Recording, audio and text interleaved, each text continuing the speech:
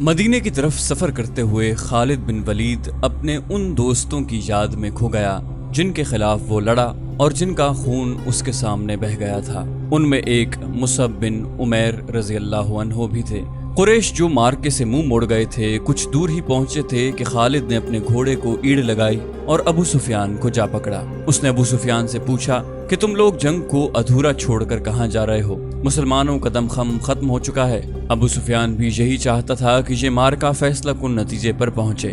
قریش کے چند سوار وہیں سے پلٹ آئے۔ خالد دیکھ چکا تھا کہ رسول کریم صلی اللہ علیہ وآلہ وسلم کہاں ہیں۔ یہاں پھر ابو سفیان نے خالد کو کسی اور طرف بھیج دیا اور کچھ آدمیوں کو نبی کریم صلی اللہ علیہ وآلہ وسلم پر حملے کا حکم دیا۔ اب رسول کریم کے ساتھ کچھ اور مسلمان آ ملے تھے۔ اب پھر ابن قمہ لڑتے ہوئے مسلمانوں کا حلقہ توڑ کر رسول اکرم صلی اللہ علیہ وآلہ وسلم تک پہنچنے کی کوشش کر رہا تھا۔ اس وقت رسول اکرم کے پاس مصعب بن عمیر کھڑے تھے اور عمارہ رضی اللہ عنہا اپنے قریب پڑے ہوئے 2-3 زخمیوں کو پانی پلا رہی تھی۔ انہوں نے جب قریش کو ایک بار پھر حملے کے لیے آتے دیکھا تو زخمیوں سے ہٹ کر انہوں نے ایک زخمی کی تلوار اٹھا لی اور قریش کے مقابلے کے لیے ڈٹ گئے۔ قریش کا سب سے پہلا سوار جو ان کے قریب آیا اس تک وہ نہیں پہنچ سکتی تھی، اس لیے انہوں نے تلوار سے اس کے گھوڑے پر ایسا وار کیا کہ گھوڑا گر پڑا۔ سوار گھوڑے کی دوسری طرف گرا۔ عمارہ رضی اللہ عنہا نے گھوڑے کے اوپر سے کود کر قریش کے اس آدمی پر وار کیا اور اسے زخمی کر دیا۔ وہ اٹھا اور بھاگ کھڑا ہوا۔ مصعب بن عمیر کا قد بت اور شکل و صورت بھی رسول کریم صلی اللہ علیہ وسلم کے ساتھ نمایاں مشابہت رکھتی تھی۔ ابن قمہ مصعب کو رسول خدا سمجھ کر ان پر حملہ آور ہوا۔ مصعب تیار تھے، انہوں نے ابن قمہ کا مقابلہ کیا، پھر دونوں میں تیغ زنی ہوئی، لیکن ابن قمہ کا ایک وار مصعب رضی اللہ عنہ پر ایسا بھرپور پڑا کہ وہ گرے اور شہید ہو گئے۔ مصعب بن عمیر بہت لاڈوں میں پلے نوجوان تھے، لیکن تدفین کے وقت ان کا کفن بھی ادھورا تھا۔ عمارہ رضی اللہ عنہا نے مصعب کو گرتے دیکھا، خیس و غضب سے ابن قمہ پر تلوار کا وار کیا، لیکن ابن قمہ نے زرہ پہن رکھی تھی اور وار کرنے والی ایک عورت تھی، اس لیے ابن قمہ کو کوئی زخم نہ آیا۔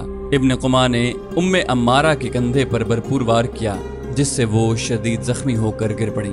اس وقت رسول کریم صلی اللہ علیہ وآلہ وسلم جو قریب ہی تھے ابن قمہ کی طرف بڑھے، لیکن ابن قمہ نے پینترا بدل کر آپ صلی اللہ علیہ وآلہ وسلم پر ایسا وار کیا جو آپ کے خود پر پڑا۔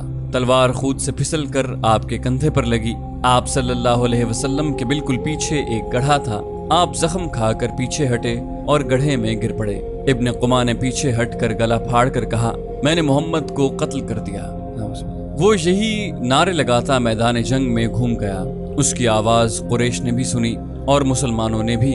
قریش کو تو خوش ہونا ہی تھا۔ مسلمانوں پر اس کا بڑا تباہ کن اثر ہوا کہ حوصلہ ہار بیٹھے اور احد کی پہاڑی کی طرف پسپا ہونے لگے۔ اپنے نبی صلی اللہ علیہ وسلم کے شیدائیوں بھاگتے ہوئے مسلمانوں کو ایک للکار سنائی دی، اگر نبی صلی اللہ علیہ وسلم نہ رہے تو لعنت ہے ہم پر کہ ہم بھی زندہ رہیں۔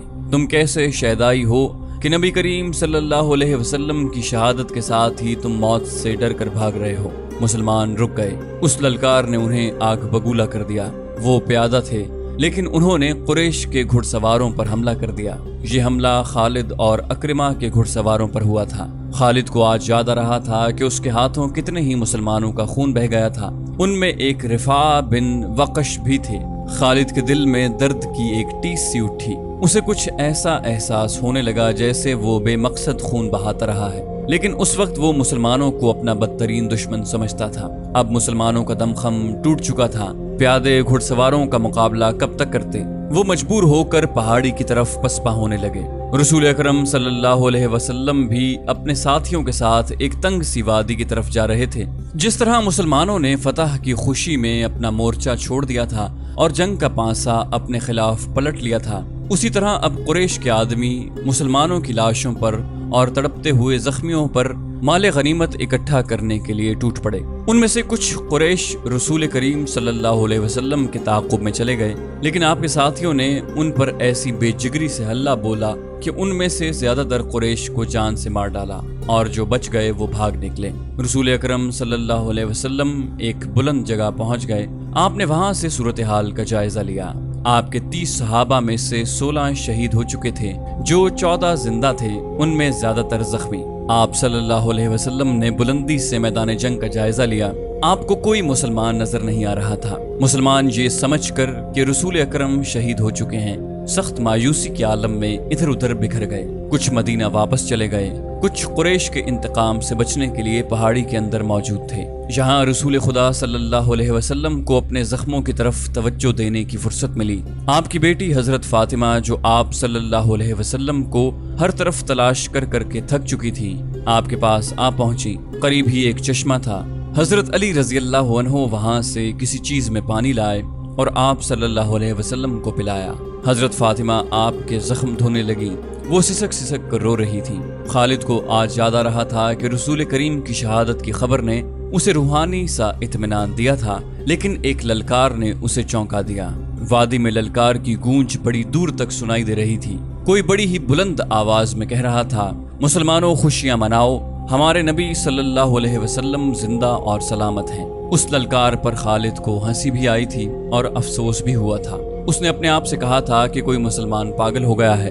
ہوا یوں تھا کہ جس طرح مسلمان اکا دکا ادھر ادھر بکھر گئے یا چھپ گئے تھے، اسی طرح کعب بن مالک رضی اللہ عنہ ایک مسلمان ادھر ادھر گھومتا پھرتا پہاڑی کے اس مقام کی طرف چلا گیا جہاں رسول اکرم سستا رہے تھے۔ اس نے نبی کریم صلی اللہ علیہ وسلم کو دیکھا تو اس نے جذبات کی شدت سے نعرہ لگایا، ہمارے نبی زندہ ہیں۔ تمام مسلمان جو اکیلے اکیلے یا دو دو چار چار کی ٹولیوں میں ادھر ادھر بکھر گئے تھے، اس آواز پر دوڑ پڑے۔ حضرت عمر رضی اللہ عنہ بھی اسی آواز پر رسول خدا تک پہنچے تھے۔ اس سے پہلے ابو سفیان میدان جنگ میں پڑی ہوئی ہر ایک لاش کو دیکھتا پھر رہا تھا۔ وہ رسول کریم صلی اللہ علیہ وسلم کا جسد مبارک تلاش کر رہا تھا۔ اسے قریش کا جو بھی آدمی ملتا اس سے پوچھتا، تم نے محمد کی لاش نہیں دیکھی؟ اسی تلاش میں خالد اس کے سامنے آ گیا۔ خالد، ابو سفیان نے پوچھا، تم نے محمد کی لاش نہیں دیکھی؟ خالد نے جواب دیا نہیں، اور ابو سفیان کی طرف ذرا سا جھک کر پوچھا، کیا تمہیں یقین ہے کہ محمد قتل ہو چکا ہے؟ ہاں، ابو سفیان نے جواب دیا، وہ ہم سے بچ کر کہاں جا سکتا ہے؟ تمہیں شک ہے؟ خالد نے جواب دیا، ہاں ابو سفیان، میں اس وقت تک شک میں رہتا ہوں جب تک کہ اپنی آنکھوں سے نہ دیکھ لوں۔ محمد اتنی آسانی سے قتل ہو جانے والا شخص نہیں ہے۔ معلوم ہوتا ہے تم پر محمد کا طلسم طاری ہے۔ ابو سفیان نے تکبر کے لہجے میں کہا، کیا محمد ہم میں سے نہیں تھا؟ کیا تم اسے نہیں جانتے تھے؟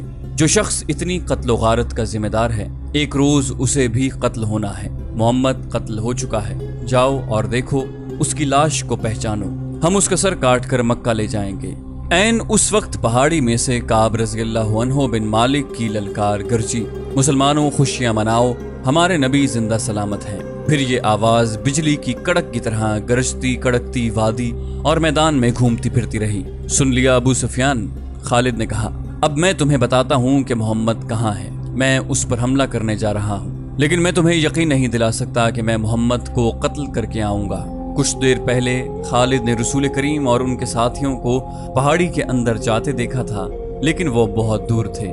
خالد ہار ماننے والا اور اپنے ارادے کو ادھورا چھوڑنے والا آدمی نہیں تھا۔ اس نے اپنے چند ایک سواروں کو ساتھ لیا اور پہاڑی کے اس مقام کی طرف بڑھنے لگا جدھر اس نے رسول کریم صلی اللہ علیہ وسلم کو جاتے دیکھا تھا۔ مشہور مورخ ابن حشام کی تحریر سے پتہ چلتا ہے کہ رسول اکرم نے جب خالد کو اپنے سواروں کے ساتھ اس گھاٹی پر چڑھتے دیکھا جہاں آپ تھے، تو آپ کے منہ سے بے ساختہ نکلا، خدائے ذوالجلال انہیں اس وقت وہیں کہیں روک لے۔ خالد اپنے سواروں کے ساتھ گھاٹی چڑھتا جا رہا تھا۔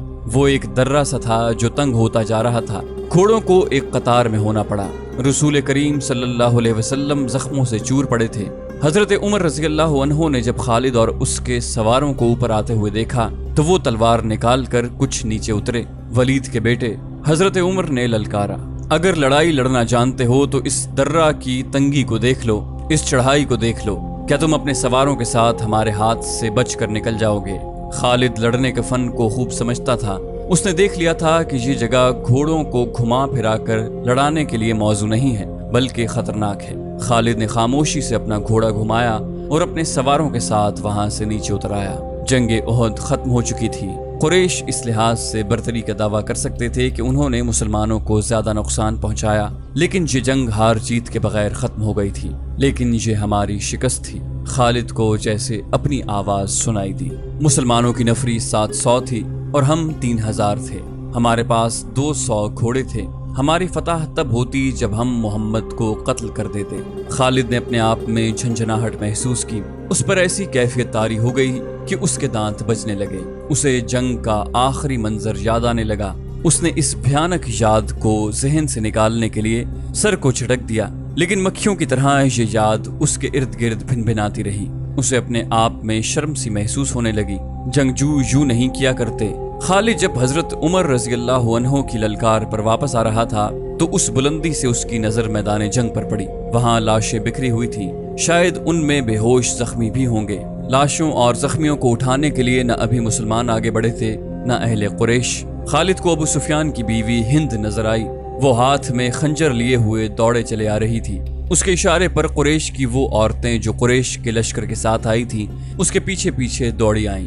وہ اونچے قد کی اور فربہی مائل جسم کی پہلوان قسم کی عورت تھی۔ وہ ہر ایک لاش کو دیکھتی۔ کوئی لاش اوندھے منہ پڑی ہوئی نظر آتی تو وہ پاؤں کی ٹھوکر سے اس لاش کو سیدھا کر کے دیکھتی۔ اس نے اپنے ساتھ کی عورتوں سے کہا کہ وہ حمزہ رضی اللہ عنہ کی لاش تلاش کریں۔ اسے حمزہ کی لاش مل گئی۔ ہندا بھوکے درندے کی طرح لاش کو چیرنے پھاڑنے لگی۔ اس نے لاش کے کچھ اعضاء کاٹ کر پرے پھینک دیے۔ اس نے دوسری عورتوں کو دیکھا جو اس کے قریب کھڑی تھی۔ کھڑی دیکھ کیا رہی ہو؟ ہند نے ان عورتوں سے یوں کہا جیسے وہ پاگل ہو چکی ہو۔ یہ دیکھو میں نے اپنے باپ، اپنے چچا اور اپنے بیٹے کے قاتل کی لاش کا کیا حال کیا ہے۔ جاؤ مسلمانوں کی ہر ایک لاش کا یہی حال کر دو اور سب کے کان اور ناک کاٹ کر لے آؤ۔ اب وہ عورتیں مسلمانوں کی لاشوں کو چیرنے پھاڑنے کے لیے وہاں سے ہٹ گئیں تو ہند نے خنجر سے حمزہ رضی اللہ عنہ کا پیٹ چاک کر کے اس کے اندر ہاتھ ڈالا۔ اس کا ہاتھ باہر آیا تو اس میں حمزہ رضی اللہ عنہ کا کلیجہ تھا جو ہندا نے خنجر سے کاٹ لیا۔ اس نے اسی پر اکتفا نہ کیا اور کلیجے کا ایک ٹکڑا کاٹ کر اس نے اپنے منہ میں ڈال لیا اور بری طرح اسے چبانے لگی، لیکن تھوڑی دیر بعد اس نے کلیجے کے ایک ٹکڑے کو اگل دیا۔ خالد کو دور ابو سفیان کھڑا نظر آیا۔ ہند کی اس وحشیانہ حرکت نے خالد کا مزہ کرکرا کر دیا تھا۔ وہ جنگجو تھا، وہ صرف آمنے سامنے آ کر لڑنے والا آدمی تھا۔ اپنے دشمن کی لاشوں کے ساتھ یہ سلوک نہ صرف یہ کہ اسے پسند نہ آیا بلکہ اس نے نفرت کی نگاہ سے دیکھا۔ ابو سفیان کو دیکھ کر خالد نے اپنے گھوڑے کو ایڑ لگائی اور ابو سفیان کے پاس جا گھوڑا روکا۔ ابو سفیان، خالد نے غصے اور حقارت کے ملے جلے لہجے میں کہا، کیا تم اپنی بیوی اور ان عورتوں کی اس وحشیانہ حرکت کو پسند کر رہے ہو؟ ابو سفیان نے خالد کی طرف ایسی نگاہوں سے دیکھا جن میں بے بسی کی جھلک تھی اور صاف پتہ چلتا تھا کہ اسے لاشوں کے ساتھ اپنی بیوی کا یہ سلوک پسند نہیں۔ خاموش کیوں ہو ابو سفیان؟ تم ہند کو جانتے ہو خالد؟ ابو سفیان نے دبیسی زبان میں کہا، یہ عورت اس وقت پاگلوں سے بدتر ہے۔ اگر میں یا تم اسے روکنے کے لیے آگے بڑھے تو یہ خنجر سے ہمارے پیٹ بھی چاک کر دے گی۔ خالد ہند کو جانتا تھا، وہ ابو سفیان کی بے بسی کو سمجھ گیا۔ ابو سفیان نے سر جھکایا، گھوڑے کی لگام کو جھٹکا دیا اور منہ پھیر کر دوسری طرف چل پڑا۔ خالد بھی اس منظر کو برداشت نہ کر سکا۔ جب ہند حمزہ رضی اللہ عنہ کی لاش کا کلیجہ چبا کر اگل چکی تو اس نے پیچھے دیکھا۔ اس کے پیچھے جبیر بن مطعم کا غلام وحشی بن حرب کھڑا تھا۔ اس کے ہاتھ میں افریقہ کی بنی ہوئی وہی برچھی تھی جس سے اس نے حمزہ رضی اللہ عنہ کو شہید کیا تھا۔ ہند نے تہکمانہ لہجے میں اس سے کہا، یہاں کیا کر رہے ہو بن حرب؟ جاؤ اور مسلمانوں کی لاشوں کے ٹکڑے کر دو۔ وحشی بن حرب بولتا بہت کم تھا۔ اس کی کوشش یہی ہوتی تھی کہ زیادہ سے زیادہ بات اشاروں میں کر لی جائے۔ اس نے ہند کا حکم ماننے کے بجائے اپنا ہاتھ ہند کے آگے پھیلا دیا اور اس کی نظریں ہند کے گلے میں لٹکتے ہوئے سونے کے ہار پر جم گئی۔ ہند کو اپنا وعدہ یاد آ گیا۔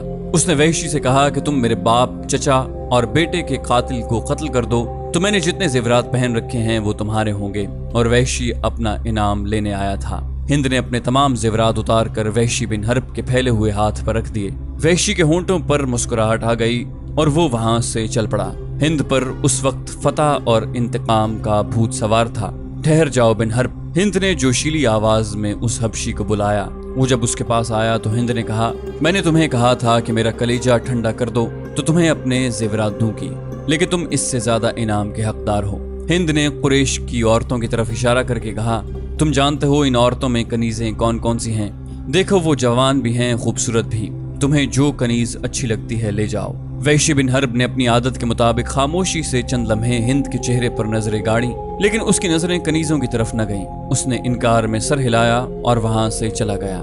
کچھ دیر بعد میدان جنگ کی ہولناکی میں سے ہند کی بلند اور مترنم آواز سنائی دینے لگی، مورخ ابن حشام کے مطابق اس نے ترنم سے جو نغمہ گایا اس کے الفاظ کچھ اس طرح تھے: ہم نے بدر کے مارکے کا حساب برابر کر لیا ہے، ایک خوریز مارکے کے بدلے ہم نے ایک خوریز مارکا لڑ لیا ہے۔ اتبا کا غم میری برداشت سے باہر تھا، اتبا میرا باپ تھا، مجھے چچا کا بھی غم تھا، اپنے بیٹے کا بھی غم تھا۔ اب میرا سینہ ٹھنڈا ہو گیا ہے، میں نے اپنی قسم پوری کر لی ہے۔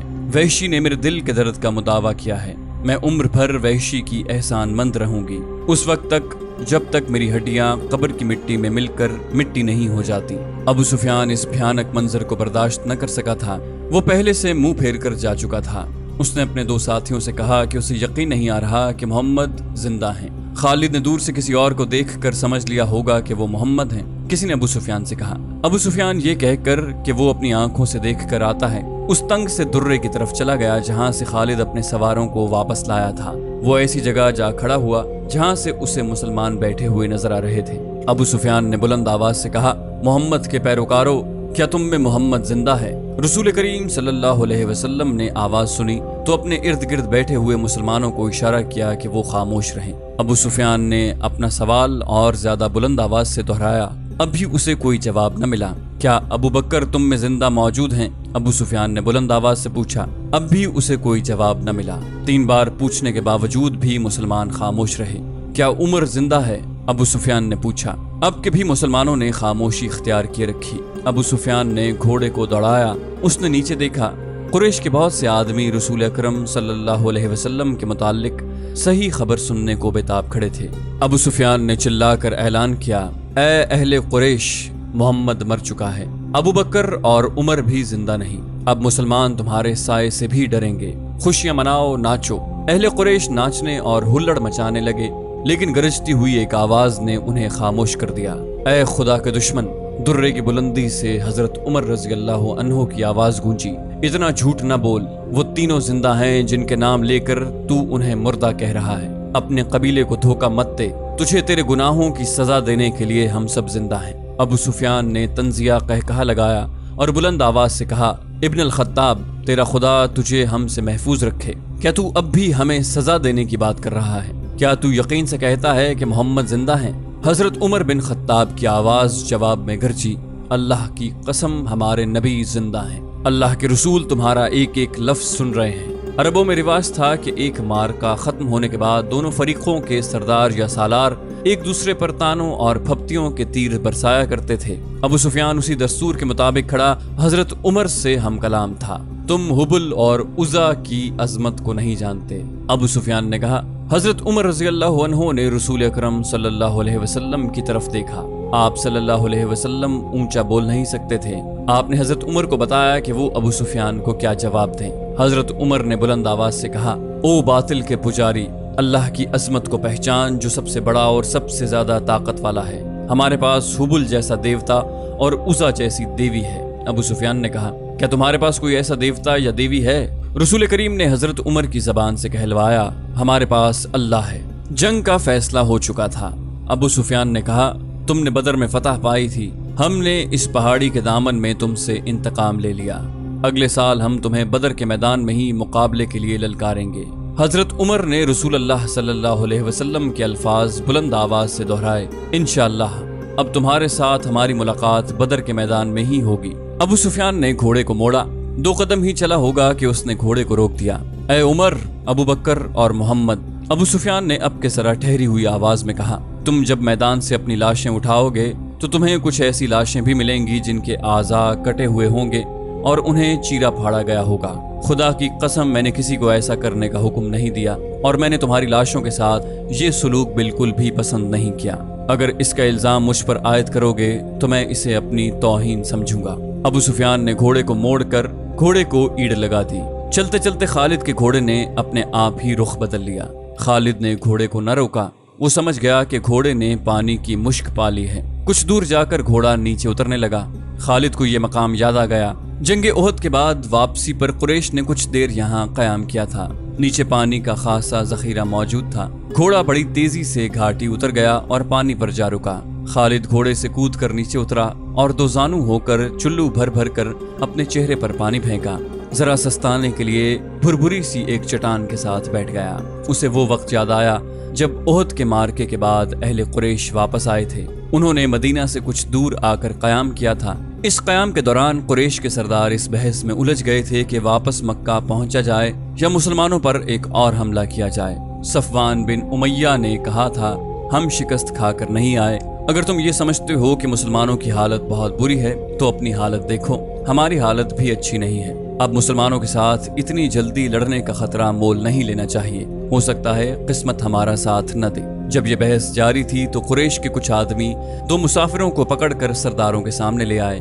انہیں بتایا گیا کہ یہ دونوں آدمی جو اپنے آپ کو مسافر کہتے ہیں، ہمارے خیموں کے ارد گرد گھوم پھر رہے تھے اور ہمارے 4-5 آدمیوں سے انہوں نے پوچھا کہ تم لوگ کہاں جا رہے ہو۔ ان دونوں نے ابو سفیان اور دوسرے سرداروں کے سامنے بھی یہی بیان دیے کہ وہ مسافر ہیں اور کسی جگہ کا نام لے کر کہا کہ وہ ادھر جا رہے ہیں۔ ابو سفیان کے حکم سے ان کے پھٹے پرانے کپڑے جو انہوں نے پہن رکھے تھے اتروائے گئے تو اندر سے خنجر اور تلواریں برآمد ہوئی۔ ان سے پوچھا گیا کہ تم نے یہ ہتھیار چھپا کر کیوں رکھے ہیں؟ خالد کی نظر بہت تیز تھی، اسے شک ہوا کہ یہ مسلمانوں کے جاسوس ہیں۔ ان دونوں کو قریش کی فوج کے سامنے لا کر کھڑا کیا اور پوچھا گیا کہ انہیں کوئی پہچانتا ہے۔ 2-3 آوازیں آئیں کہ ہم انہیں پہچانتے ہیں، یہ یثرب کے رہنے والے ہیں، اس ایک کو میں اچھی طرح جانتا ہوں۔ قریش کے آدمی نے اٹھ کر کہا، اسے میں نے اپنے خلاف لڑتے ہوئے دیکھا تھا، تم اپنی زبان سے کہہ دو کہ تم محمد کے جاسوس ہو۔ ابو سفیان نے ان دونوں سے کہا، اور جاؤ میں تمہاری جان بخشی کرتا ہوں۔ دونوں میں سے ایک نے اعتراف کر لیا۔ ابو سفیان نے کہا، جاؤ ہم نے تمہیں معاف کیا۔ دونوں جو واقع مسلمانوں کے بھیجے ہوئے جاسوس تھے اور قریش کے عزائم معلوم کرنے آئے تھے، ہنسی خوشی اپنے اونٹوں کی طرف چل پڑے۔ ابو سفیان کے اشارے پر کئی ایک تیر اندازوں نے کمانوں میں تیر ڈالے اور پیچھے سے ان دونوں مسلمانوں پر چلا دیے۔ دونوں کئی تیر اپنے جسموں میں لے کر گر پڑے اور پھر اٹھ نہ سکے۔ کیا تم اس کا مطلب سمجھتے ہو؟ ابو سفیان نے اپنے قریب کھڑے سرداروں سے کہا، جاسوس بھیجنے کا مطلب یہ ہے کہ مسلمان ہارے نہیں، وہ ابھی یا کچھ ہی عرصے بعد ہم پر حملہ کرنے کا ارادہ رکھتے ہیں۔ فوراً مکہ کو کوچ کرو اور اگلی جنگ کی تیاری کرو۔ اگلے روز رسول اکرم صلی اللہ علیہ وسلم کو کسی نے آ کر بتایا کہ اہل قریش نے جہاں پڑاؤ کیا تھا وہاں اپنے دونوں جاسوسوں کی لاشیں پڑی ہوئی ہیں اور اہل قریش مکہ کو روانہ ہو گئے ہیں۔